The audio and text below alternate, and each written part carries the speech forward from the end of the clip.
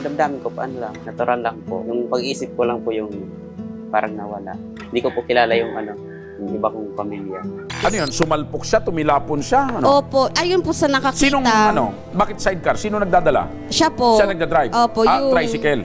Ano po siya, wala po siyang bubong. Kabal-kabal. Alam naman natin na talagang grabe yung pangangailangan ng ating humihingi ng tulong sa ngayong hapon. Yung kanyang problema na bayarin sa ospital ay sasagutin na natin po. At yan ang trabaho natin na magbigay ng mga solusyon sa mga problema ng ating mga kababayan, lalong-lalo na sa kanila pong pangangailangan sa medikal. Talagang dininig ng panalangin mo kanina, Mian, yung iyong kahilingan. At sinagot yan ng Ako Bicol sa pamamagitan mismo ng pahayag ngayon ni Congressman Jill Bungalon. Tanging ang peklat, yuping hugis ng ulo, dulot ng pagtanggal ng nag-crack niyang bungo at ang mahabang tahi sa kanyang ulo ang naiwang bakas sa nangyari aksidente.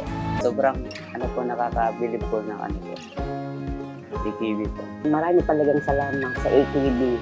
Dahil ang laki talaga na itulong talaga kay Jummo. Sobrang pasalamat ako doon sa Ako Bicol. Dahil doon, may mga nagpaabot pa pong tulong.